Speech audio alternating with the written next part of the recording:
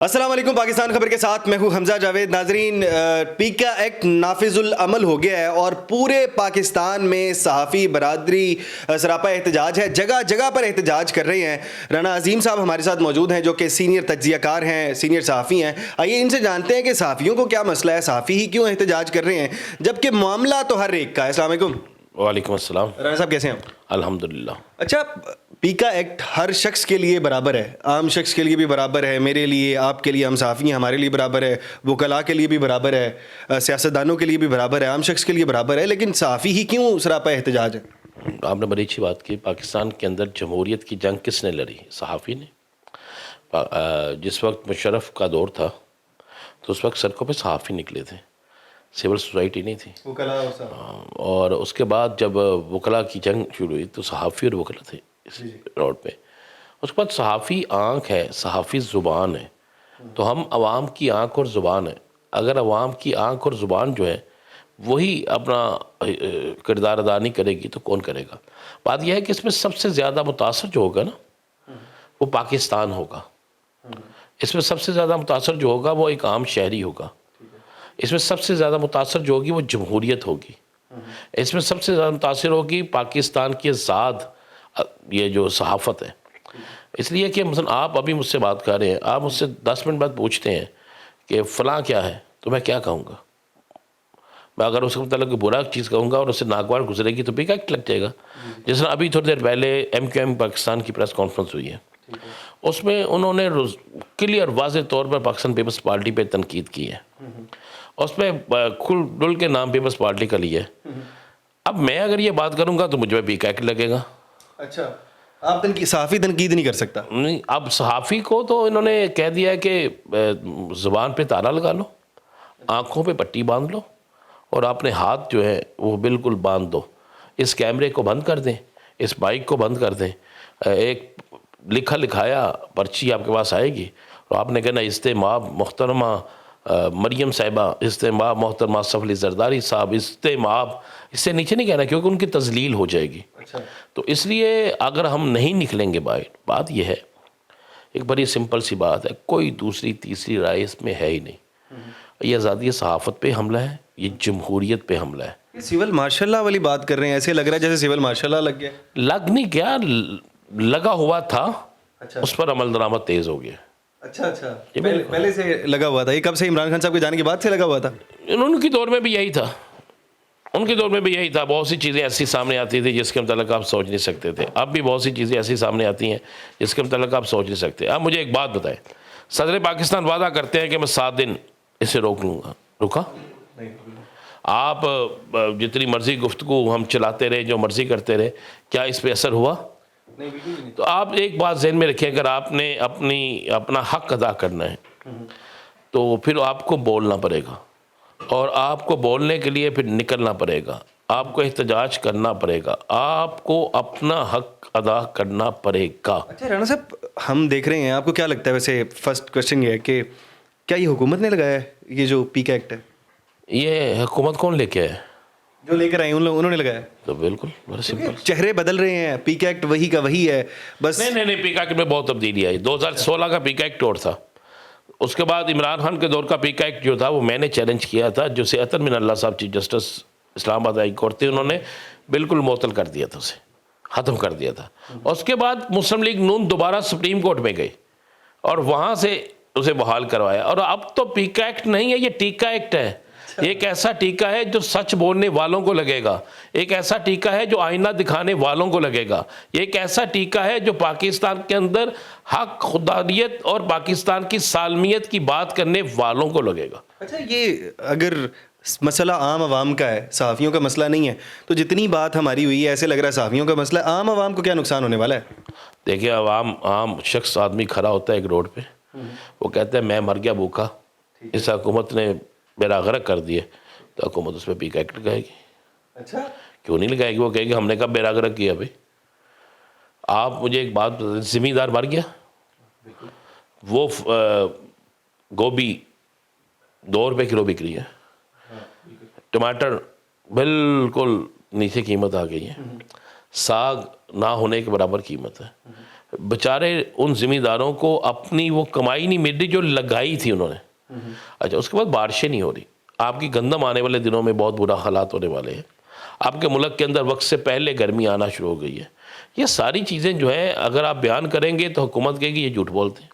सच्चाई बयान करेंगे तो झूठ बोलते हैं। बिल्कुल, देखें इस मुल्क के अंदर बड़ा क्लियर सी बात है, जो सच कहने वाला है ना वो मुजरम है, और जो झूठ बोलने वाला है ना वो हुक्मरान है। अच्छा, जब जो लोग भी हुकूमत में होते हैं तो वो सच बोलने लग जाते हैं, और जब अपोजिशन में जाते हैं तो वो झूठ बोलने, इस कानून के मुताबिक मैं बात कर रहा हूँ, अपोजिशन में जाते हैं झूठ बोलने लग जाते हैं। अब पाकिस्तान तहरीक-ए-इंसाफ बहुत से दलाइल दे रहे थे, हमारे पीटीआई के बड़े बड़े लोग, फवाद चौधरी साहब दलाइल दे रहे थे क्या कानून है ये, इतना फ़ायदा होगा सहाफ़ियों को, आम आवाम को, ये तो लगना चाहिए। जैसे ही अपोजिशन में आए हैं, अब परसों एहतजाज में पाकिस्तान तहरीक-ए-इंसाफ के तमाम लोग शामिल थे। ये कैसा होता है कि जो अपोजिशन में आके उनको सारे के सारे हक़ की बातें याद आ जाती हैं? उसकी वजूहत होती है ना कि जब आप हुकूमत में होते हैं आप समझते हैं कि आप ताहियात हुकूमत पे हैं, फिर आप कहते हैं कि आपके गलत कामों पर तनकीद कोई ना करें, फिर आप चाहते हैं कि आपके ख़िलाफ़ कोई ना जाए। लेकिन जैसे ही आप अपोजिशन में जाते हैं तो आपकी वो तमाम चीज़ें जो आपने वहाँ पे तैयार की होती हैं, वो तमाम कवानीन जो आपने किसी और को दबाने के लिए लगाए होते हैं, फिर वो आप पे भी लागू होते हैं। और मैं आपको आज लिख के दे देता हूँ, ये इसी साल में यही हुकूमत, इसी हुकूमत की जमातें आपको नज़र आएगा सड़कों पे इसी कानून के ख़िलाफ़ बोलती हुई। ये जो पहले कहा करते थे कि इमरान खान, जब भी इमरान खान साहब ने हुकूमत में कोई भी केस किया है वो कहते हैं ये तो इन्होंने बनाए हुए थे, उसी तरह से फ़ायदा उठाया जाएगा। सेम ये कहेंगे, खुद कहेंगे जी हमसे ज़्यादती होगी, फ़लाँ हो गया। आप थोड़ा सा इंतज़ार करें, ज़्यादा लंबा नहीं है। अच्छा, अभी एक बात कर रहे थे हम पहले भी मैंने कहीं पे बात सुनी कि अगर आपने किसी को व्हाट्सएप पर टेक्स्ट भी किया, वॉइस मैसेज किया, और अगले को नागवार गुजरा और वो पावरफुल आदमी हुआ, बड़ा डर लगने लगा। मैं तो अपनी बेगम को मैंने वो मैसेज करना छोड़ दिया जी। वो अक्सर मुझसे पैसे मांगती थी तो खर्चे का कहती थी, तो मैं बड़ा सख्त लफ्ज़ आगे बोलता था। अब तो वो भी मुझ पर FIR करा देगी। बिल्कुल इस तरह से है। अच्छा, बहरहाल अब आपकी स्ट्रेटजी क्या है, क्या आप लोग क्या करने जा रहे हैं? अच्छा, एक और सवाल मैं यहाँ पर ज़रूर करना चाहूँगा कि हमने एहतजाज देखा, मीडिया पर देखा, ऐसा लग रहा है कि हुकूमत वर्सेस राना अजीम है, या राना अजीम के 4 दोस्त हैं, तमाम सहाफ़ी तो नहीं निकल रहे हैं? ना निकले। हम बतौर मुसलमान हमें सबक मिलता है दुनिया में सबसे पहले करबला के मैदान से। करबला के मैदान में सैयद शुहदा हज़रत इमाम हुसैन से, तो सैयद शुहदा हम सैयदना मेरे हमज़ा रज़ी अल्लाह तआला अन्हु है, करबला के शहीद जो हैं हज़रत इमाम हुसैन रज़ी अल्लाह तआला अन्हु, उनके मुकाबले में कौन था? मुसलमान थे ना। तो चीज़ ज़हन में रखिएगा, थोड़े लोग जो होते हैं ना वो जीत जाते हैं। वो इसलिए जीतते हैं कि उनके अंदर जज्बा होता है। हज़रत इमाम हुसैन जीत गए, आज भी ज़िंदा है, जीत गए नहीं, वैसे भी हकीकत में भी जीत गए। आपने किसी बच्चे का नाम यजीद सुना है? कोई बच्चे का नाम यजीद रखता है? सब नाम रखते हैं हज़रत इमाम हुसैन, हज़रत इमाम हसन के नाम से, मोहम्मद हुसैन, मोहम्मद हसन, इस नाम से रखते हैं। वो जीत गए। जो हारा, जो जीता वो अपने आप को समझता था वो हार गया। तो इसलिए अगर मैं ये इंतज़ार करूँगा कि वर्सेस फलां और मैं इंतज़ार करूँ मेरे पीछे लोग खड़े हों, तो फिर मैं भी खड़ा नहीं रहूँगा। हमें चलना है, हमें जीतना है। मस्जिद जुमे के रोज़ भरती है, कभी फजर के टाइम जाके देखे, रमज़ान के अलावा मस्जिद में कुछ लोग होते हैं। अच्छा, अब ये तमाम बातें तो हो गई, अब अगला लाहे अमल क्या है? आप लोग ने पिटीशन दायर कर दी है लाहौर हाई कोर्ट में, इस्लामाबाद हाई कोर्ट ने कह दिया काला कानून है, और बार जो एसोसिएशन है उन्होंने कह दिया काला कानून है। अब आगे क्या करने जा रहे हैं? क्या जजेस पर इन्हिसार रहेगा या कुछ और भी है? देखें, हम अदालती जंग भी लड़ेंगे, और इसके बाद हमने हफ्ते के रोज़ चेरिंग क्रास चौक से 90 शाहरा तक रैली निकाल लेंगे, वहाँ पे धरना देंगे, और इसके बाद वहाँ से हमने इस्लामाबाद में 14 तारीख को पार्लियामेंट हाउस के बाहर धरना अनाउंस कर दिया है। 3 साल की सज़ा होगी? कोई बात नहीं, हम हाज़िर हैं, हम हाज़िर हैं। ये जेलें जो है ना, ये हमारा ससुराल है, तो कोई बात नहीं, ससुराल जाना चाहिए ना। अच्छा, आप ससुराल जाना खुद ख्वाहिशमंद है? जी बिल्कुल, अगर आपको हक़ के लिए जाना पड़े तो क्या होगा।